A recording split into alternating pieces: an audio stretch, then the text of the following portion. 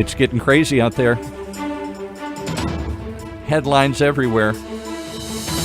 The rich are getting richer, and the poor, well, you know what happens to them. Welcome to the one show that helps close that wealth gap, with the man who's been helping close wealth gaps for many, for millions. Tyrone French. Hey, Tyrone. Hey, Paul. How you doing, buddy? Well, I'm good to hear your voice again. Welcome back. I know you took a couple months off with the COVID craziness here, but we're glad to have you back in virtual studio here today.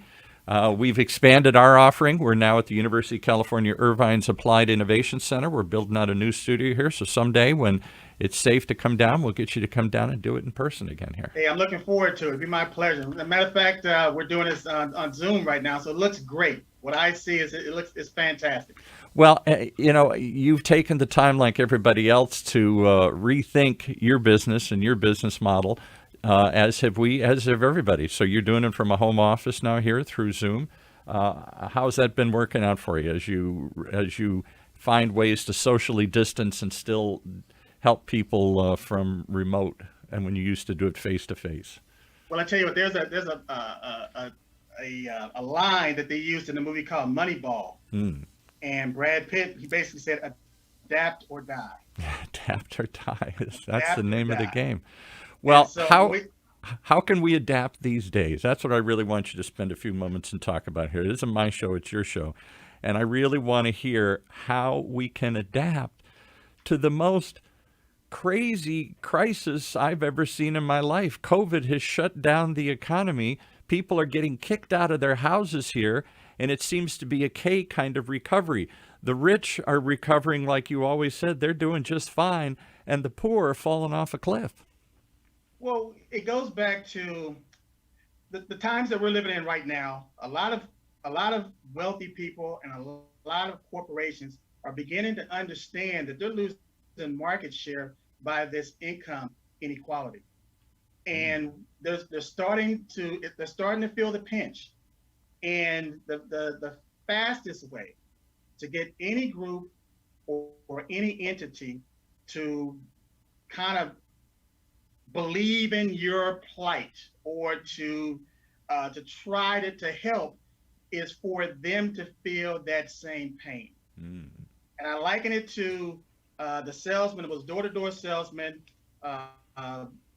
doing his thing, knocking on doors, selling his wares.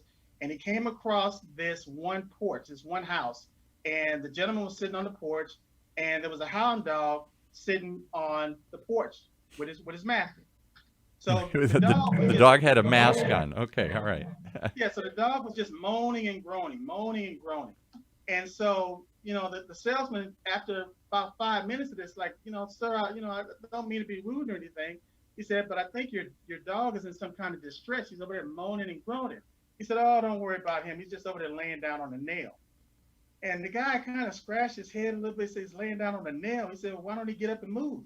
He said, it's not hurting him enough for him to get up and move. It's just hurting him enough for him to moan and groan. And so wealthy people now, they're starting to feel the pinch to whereas they're starting to move. They're not going to moan and groan about it anymore.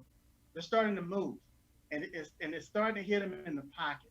And so I was reading an article a couple of days ago, and another friend of mine, another associate, sent me a confirmation where J.P. Morgan Chase has allocated $30 billion, that's with a B, to narrowing the racial wealth gap. Really? Let's get you to narrow the gap between you and your mic a little bit. We got to get you to lean up a little bit. You're leaning too far back there. There we go. How about now? That's better. Okay. Yeah, they're allocating $30 billion to narrow the racial wealth gap. When a lot of people in this country don't even think that systemic racism even exists. Yeah, right. Now, why would they care? Why, it's how does that affect them? Why would they devote money to this other than they want to look noble? Well, the issue is you got a lot of people right now that are going unbanked. Yeah. And the IRS figured out or found that out the hard way when they passed the first stimulus. And a lot of people, they had filed their taxes, but they didn't have a bank account. So they couldn't get the money. So now you have billions of dollars sitting at the IRS right now, simply because people are unbanked. Yeah. And when we were talking about the unbanked, a lot of times you're talking about minorities. And so, also going back to I'm always surprised. I'll just interrupt for 1 second. We live in Orange County. There's a lot of minority groups here, particularly Vietnamese and Indian and Philippine and Iranian groups, and so many of those groups, not just Hispanics that came here across the border, but people who've lived here for a while in Little Saigon, who just don't have a bank account. They either don't believe in it, they don't know how to do it, they don't trust it, they don't have any, they're suspect of coming out of the shadow and telling anybody they're here, even if they're here legally. That's just a mindset that... It is. It's a mindset. And believe it or not, right after the Civil War, when they had the Freedmen's Bank, when a lot of African Americans, they put all of their money, they put all their deposits in the Freedmen's Bank, and they changed the laws, and the Freedmen's Bank went broke. It went bust. So a lot of Black people over the years, just based on that generational knowledge, refused to put their money in the bank because of mistrust. I had the same thing. Going back to today, as far as the systemic racism, what they found was that a lot of minorities ended up with the COVID-19 disease. And so what they thought was that, or the virus, what they thought was that it had something to do with biology or genome, whatever. But the reality was, when they ran the numbers, it's just that a lot of minorities, a lot of Blacks and Latinos, could not afford to isolate. They couldn't afford to stay home. So they had to go back to work. And so they had to put themselves in harm's way. And so when they did contract the virus, when they went back home, they didn't have an extra room or an attic or a basement where they could self-isolate. So other people in the family got sick. And in many cases, they're living in a smaller space with more people packed into a smaller space, so it spreads even worse, right? And then the financial aspect of it is a lot of people lost their jobs because of COVID. And what a lot of people, they're not considering is that when you look at the unemployment rate right now, it's skyrocketing for the African-American community. So if people are losing their incomes, they're losing their livelihoods, they can't pay their bills on time. So if they can't pay their bills on time, what's happening to their credit rating? Yeah. It's being trashed. And so now their savings are being depleted, which there was a study that came out by the Federal Reserve Bank. And they said basically 37% of Americans can't even come up with $400 for an emergency. Wow. It's hard to fathom. I mean, $400 doesn't seem like that much money here in America today here. But the reality is, just a couple of years ago, Paul, the number was $500. It dropped from $500 to $400. Wow. And so what they're saying is that when people find themselves, when they have some type of financial despair, they're going to do a couple of things, because a lot of times they have to solve that problem. So what they're going to do is they're going to borrow money from a credit card. They're either going to try to get a loan. They're either going to try to get the money from friends or family, or they're going to try to get a payday loan. And what does that do? It creates, it widens that wealth gap even further. You always because what they found is that even when people take out payday loans, a lot of times they don't just get the payday loan and they pay the loan back. They take out the loan again and again and again. And all they're doing is paying interest on the same $400 digging a deeper hole maybe 6 months ago. One of the things that always struck me about your show is that you always made the point, this wealth gap. The people who have wealth do two things. One, they put that wealth to work. Work. That wealth works for them. They're not working to pay the bills. They're working to build their wealth. We're Absolutely. just working to pay our bills. We're just looking for the next month to the next month to the next month. We're just holding on all the time here. And maybe we get a little extra and then we blow it on something fun or a trip or a car or something here. But you're always talking about make your money work for you. And the Right. second thing you always talk about that I never forgot was the wealthy, no matter if it's good times or bad times, they got a plan to get through it.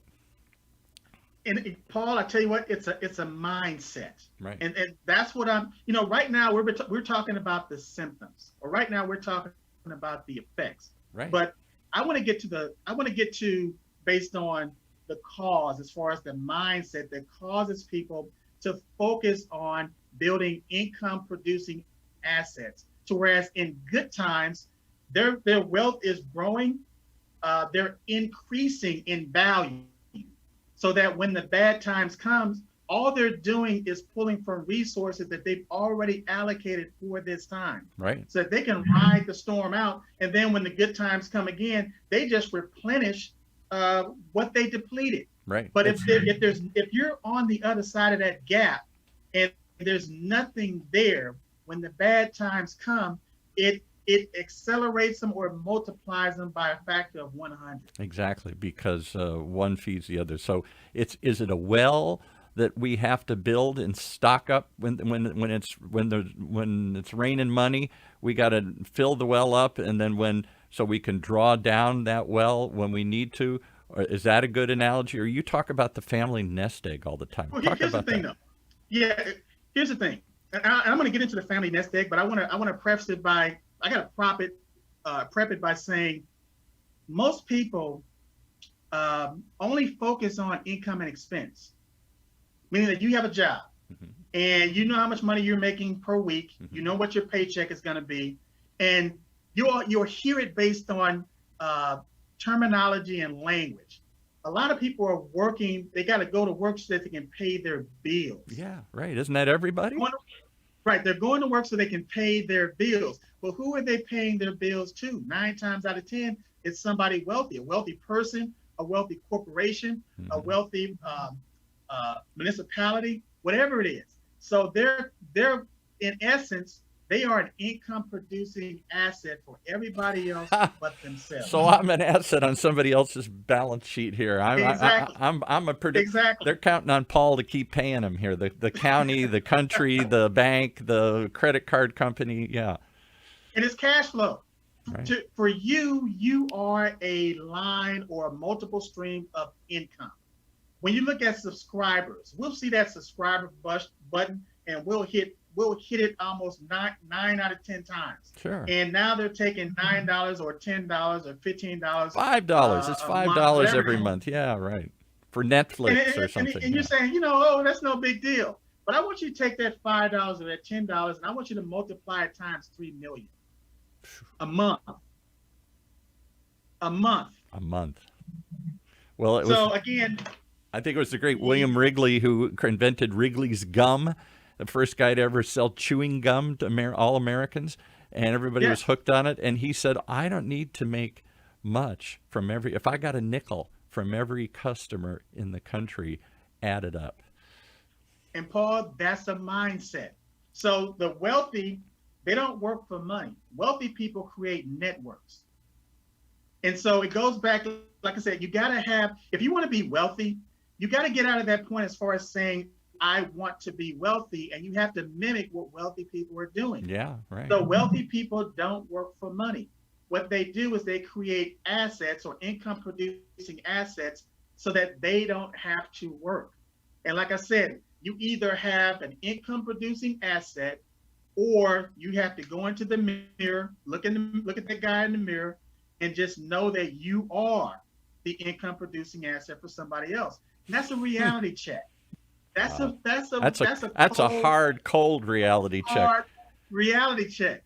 And so you have to ask yourself, do you want to continue like this on the trajectory that you're on, or do you want to solve this problem as far as having this roller coaster from this boomer bust economy that you're living in.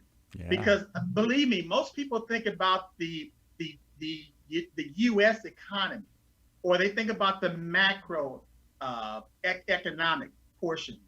But what they never really understand is that they have a personal economy. As long as you have income and expenses, you have a personal economy that you have to manage. And how your lifestyle, your financial lifestyle will tell you whether or not you're passing that test. If you're always talking about what you want, and you want to go on vacation, or you want to go to this restaurant, or you'd like to drive this nice car, or you'd like to have money in the bank, or you'd like to contribute to your retirement plan, and if you can't do those things, your economy is telling you you are not in the position to do it. So you can want all you want to, but if you don't have a plan in place and you are not working that plan on a consistent basis, it'll always be a dream. And that's what it is for most of us. You're making me furrow my brow and grimace in pain here, because you're describing 99% of us. Well, I would say 95% of it. Okay. Because you got that top 1%. You got people look at the 99%, they don't look at the top 1%. Right. But what they do is they lump that there's a 4 percentile of people in the United States, a group that are wealthy. Mm-hmm. They don't have to worry about money, meaning that when you look at the top 1%, a lot of times they're considered as being rich, right? But they have money problems. You may have a $100 money problem, where they may have $100 million money problem. Yeah, right. Same problem, it's just the volume is different. And I'm talking about as far as the 95% versus the 1%. The 4 percentile, the wealthy people that focus on not just income and expense, but they focus on assets and liabilities. They mm-hmm. focus on, like you said earlier, the balance sheet. Mm-hmm. You have an income statement and you have a balance sheet. They focus on that balance sheet. And let me ask you another question, Paul. Okay. I want just think about this. All right. People will spend years, and they'll spend thousands of dollars trying to get into the workforce so that they can generate an income. Sure. And they'll get a new job, and the first thing that they'll try to do, or that employer will want to do, is give them specific knowledge about that job. The second thing they're going to do is they're going to train them on how to do the job. Right. And we all know this, just like with the military. When you join the military, you don't just go right into the field. No. You go through basic training first. Mm-hmm. Why don't we do that with money?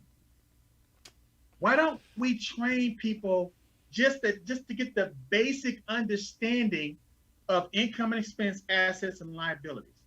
Why don't we do that as a society, as a group, as a community? I don't know. Deep sigh. There must be some hidden reason for it. Maybe by keeping us all dumb, they keep us on the treadwheel, acting as an asset for somebody else. But that's probably too harsh. I don't know. I don't know why we don't get money literacy. We teach people how to read, but we don't know how to read a balance sheet. You know what? That's an excellent point. But how can you teach somebody to read unless you've taught them how to spell first? Yeah. It's the process. And so a lot of people find themselves in the process, not knowing how they got there and not knowing how they're going to get out. And all of a sudden that becomes the norm. And they function on that level for 10, 20, 30 years. Right. So again, wealthy people focus on the asset column. That becomes their business.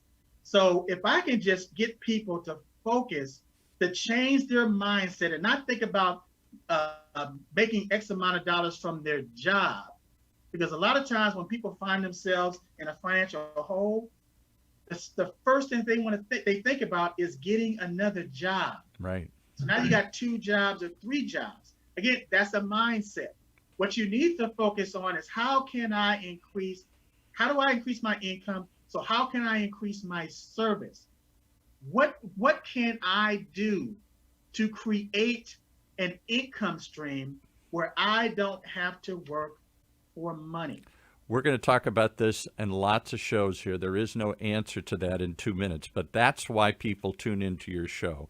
Because one, as it says on the banner behind you, we need a coach. We don't learn how to play baseball on our own, not at a very high level. We don't learn how to go fight a war. They don't just hand you a gun and say, go out there and run up the hill.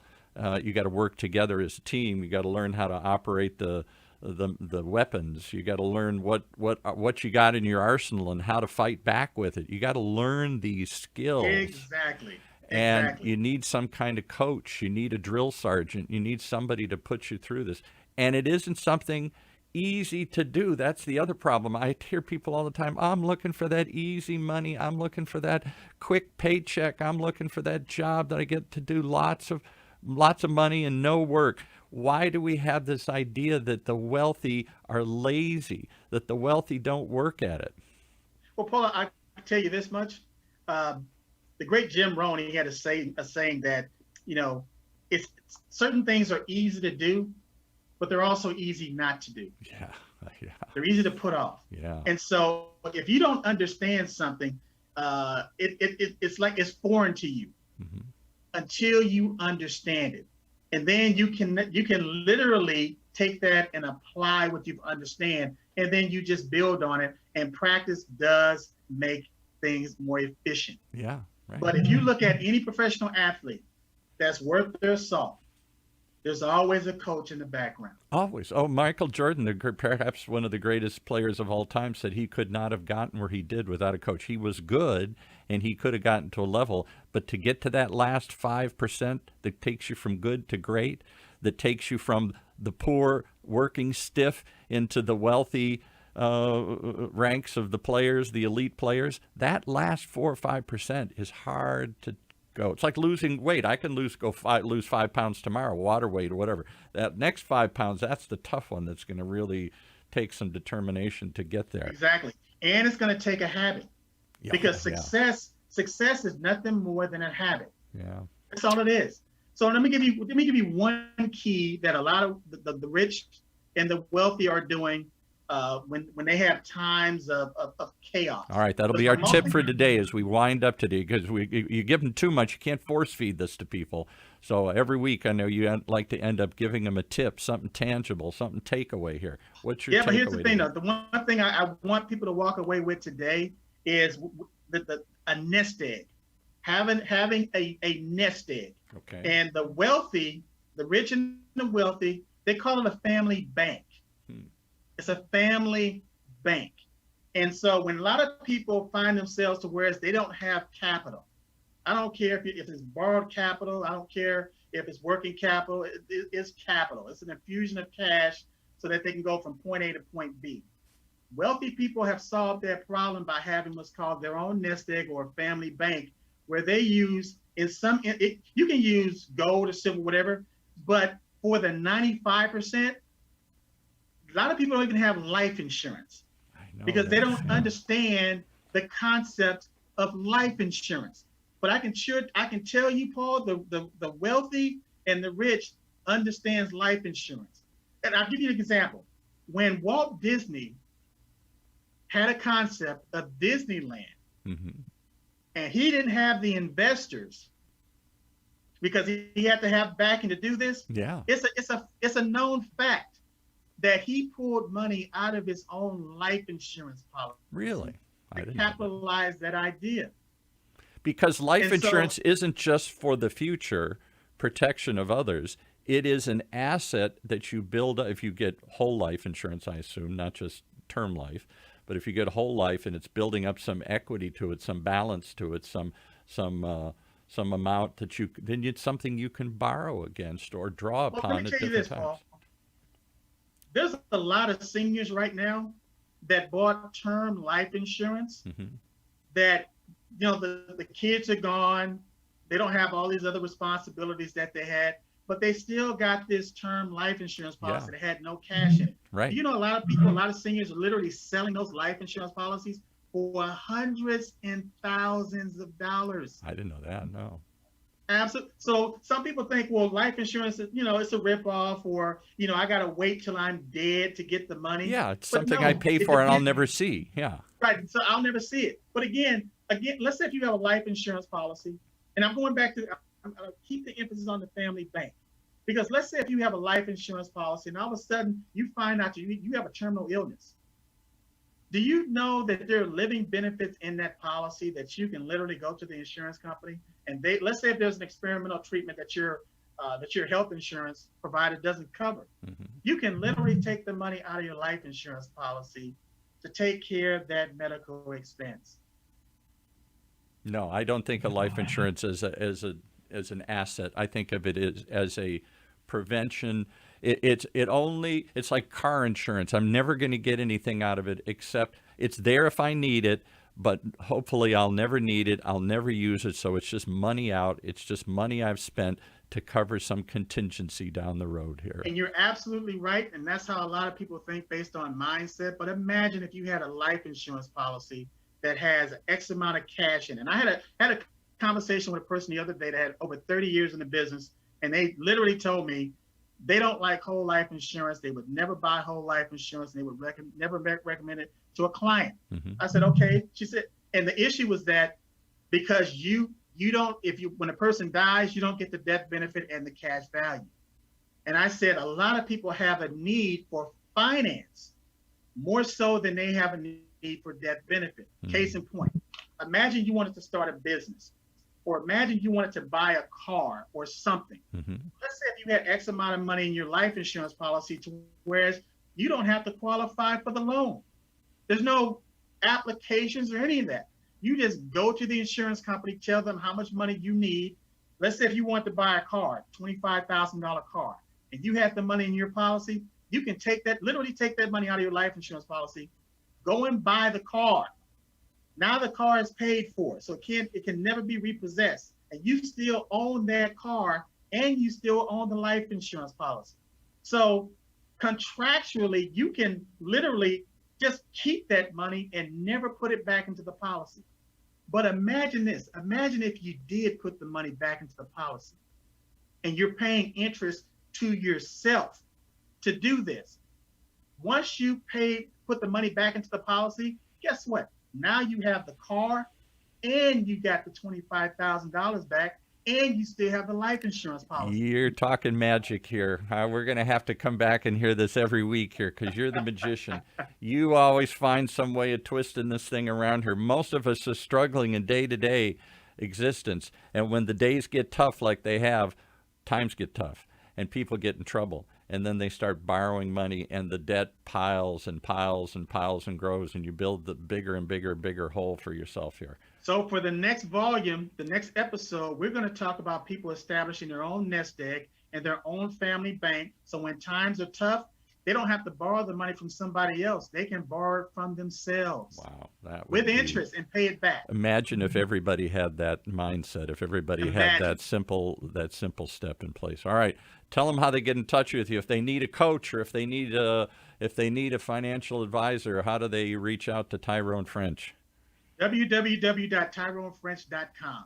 24 hours a day, 7 days a week, or they can call my office at 562-498-4316. But you'd be better served at just going to my website, tyronefrench.com. All of my information is right there. I even have a mobile app that they can download on their phone for free so that they can have contact with me. Wow. All right. Well, if nothing else, come and listen as Tyrone French starts up again his very radical, very different approach to building wealth and to closing the wealth gap. We appreciate having you here, and I look forward to hearing more. Absolutely.